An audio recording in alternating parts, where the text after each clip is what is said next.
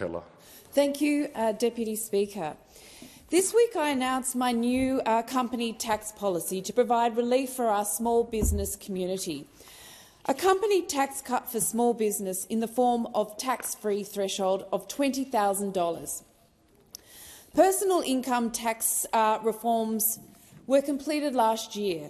I voted to make those cuts fairer so that in the cost of living crisis, all income earners received the much-needed benefit of more dollars in their pocket. This is the next critical step in the tax reform process. On the northern beaches of Sydney, as in regions across Australia, small businesses are not only the backbone of the local economy, they are central to our community. Small business owners are our friends, our neighbours. Sometimes they are the people we see every week or even every day, our tradies, florists, cafe owners, audiologists and butchers. But last year, 49% of small businesses did not break even. The cost of doing business has hit them hard, with the rise in rents, interest rates, insurance, wages and energy costs. Combine that with the downturn in consumer spending, and many businesses are doing it tough. Sadly, a recent CommBank study reported that 52% of business owners have experienced negative impacts on their mental health due to these economic pressures.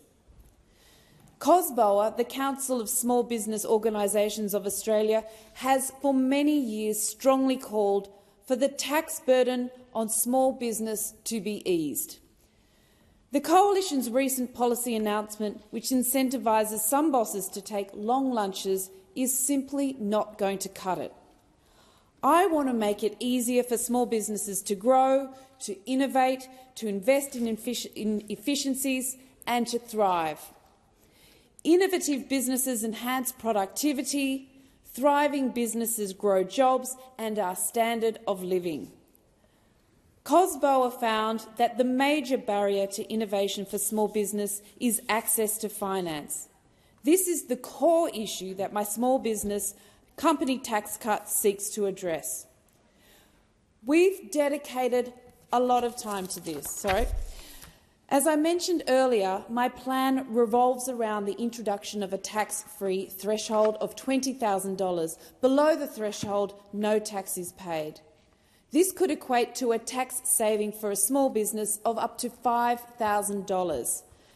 And I strongly believe that it is the small business owners themselves that are best placed to decide how to reinvest the savings into their businesses, whether it be energy efficiencies, job creation, innovation, renovations or new equipment. They know best. So why develop a tax policy for small business? Well, firstly, there's a serious policy void in this space. The Coalition's long lunch incentives are not serious reform. They are merely a temporary pre-election sugar hit. My team and I have been out door-knocking local small businesses for many, many months because I know it has been an incredibly hard few years for business. We have many empty shop fronts in our shopping strips.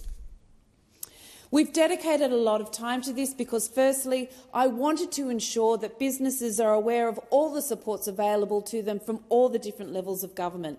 And secondly, I wanted to hear from them. And I have heard firsthand over and over, and business owners are telling me it has been tough.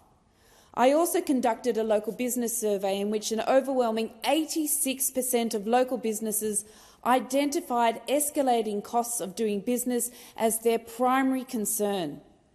This finding was a resounding call to action and is the critical aspect that I seek to address with the policy that I announced earlier this week.